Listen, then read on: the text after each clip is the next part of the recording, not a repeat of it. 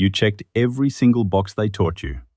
Yet here you are at 35, opening your bank app every Sunday night, feeling that familiar knot tighten in your stomach. That checklist was supposed to lead you to a completely different life. The cold blue light of your phone hits your face at 9:47 p.m. Thumb swipes down. The balance doesn't budge. Your shoulders are still tense. You know you did everything right. The degree, the internships, the promising career. But every time you look at those numbers, one question loops in your head. I did everything they asked, so why isn't it enough? Listen, this isn't about laziness. This is about your brain still waiting for a contract that the previous generation tore to shreds halfway through. If this hits you exactly where you're sitting alone right now, just know you are not alone. So, where exactly was that checklist supposed to lead you? It's 9:47 p.m., Sunday night. You're sitting alone on that old sofa, the blue light of your phone reflecting off your tired face. Your thumb swipes down to refresh the bank balance. It doesn't budge. That familiar knot starts to tighten in your stomach. You did everything right. You checked every box. But the real life they promised you? It hasn't started yet. Your brain is still waiting for a miracle to happen after all that exhausting effort. This low-level anxiety has become a habit now, making you forget what a good night's sleep even feels like. And yet, you keep calling this internal torture normal. But that checklist, where exactly was it supposed to lead you? Your parents owned a home by 25. You're 35 and you're still renting. Remember being 22? Holding that degree, thinking the path was crystal clear? Your brain signed an unwritten contract. Work hard and every door opens.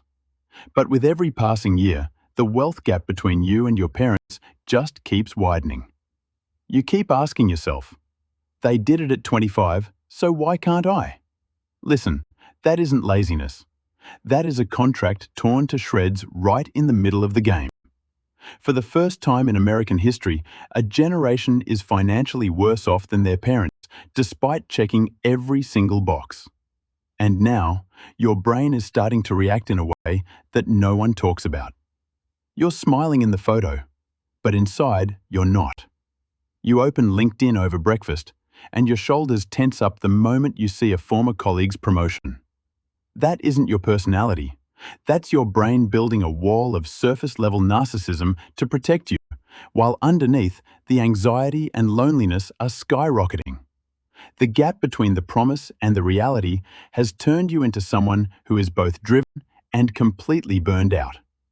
You've become high-achieving, but you never feel like enough. You keep asking yourself, how much better do I have to be just to be accepted?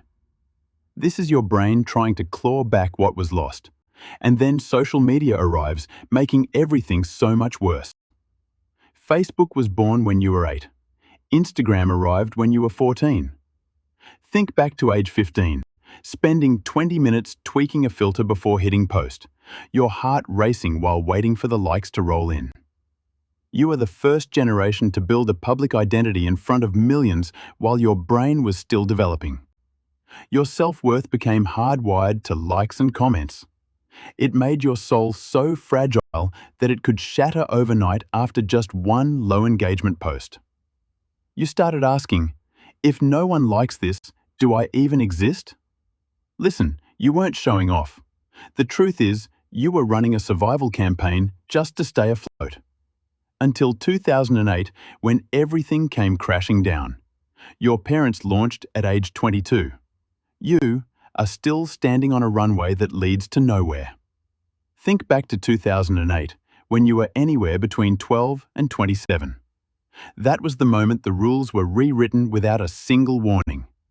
You graduated in 2009, sent out hundreds of resumes, only to be met with silence or dead-end short-term contracts.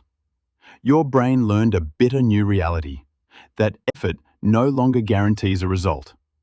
You delayed the house, the marriage, the kids, simply because the basic math no longer adds up. You keep asking yourself, why was everything so easy for them? Listen, that wasn't a failure to launch. The truth is, Your runway was stripped away before you even had a chance to take off. And that's when you stopped trusting everyone. You're great at looking outward, but looking inward, that's the hard part. In heated debates with friends, you raise your voice, claiming the system is rigged. But then you go home and lie awake at night, because deep down, you know you're also waiting for the world to adjust to you. Your critical thinking is sharp when pointed at others, but blunt when pointed at yourself. And sometimes you actually benefit from your own pain. It keeps you safe in a victim loop, instead of forcing you to rewrite your own rules. You keep asking, why don't they understand me? Listen, that's not entitlement. That is just a habit that has never been challenged. And that is exactly why your nervous system never gets a break. Your shoulders are still tense every single night, even though you did everything right. The lights are out, the room is pitch black, but your body refuses to let go, and sleep is always out of reach. This is the price your body pays for 20 years of running in emergency mode in a world with no off switch. Your nervous system was designed to outrace bears in the woods, but now it's struggling against debt, the market, and the endless feeds. The fear of falling behind tells you that you can never rest. This chronic burnout has turned into a deep cynicism, making you feel like nothing you do will ever be enough. But listen to me, you aren't weak. The truth is, you weren't broken. You were just overloaded, and now you have a different choice. You don't need to be stronger, you just need to see more clearly. For the first time in years, try turning off your phone on a Sunday night. Don't open the bank app. Just let your shoulders drop, even if it's only for 5 minutes. This isn't toxic positivity, it's learned optimism. It's looking at the exact same harsh reality and choosing a different response. The old way is permanent burnout. The new way is being tired, but with intention. You start to wonder, maybe I don't have to keep running like this. This isn't the story of a quitter. This is the story of someone who got tired enough to finally start being honest. If this hits you in the middle of the night, just know you are not alone. You aren't broken. The truth is, you're just carrying a nervous system designed for an old world forced to run non-stop in a new one with no off switch. You are the first generation to clearly see the contract that was torn to shreds, yet you're still the one paying the price for it every Sunday night. Remember this. You weren't broken. You were just overloaded. If tonight you find yourself opening that bank app again and your shoulders just won't let go, leave a comment with one word: overload. No long explanations needed. Just a way to know that someone else feels exactly the same way. And if you want to understand more about how this generation's brain actually functions, you know what to do. The lights are out. The screen goes dark. And for the first time in a very long time, your shoulders drop just a little.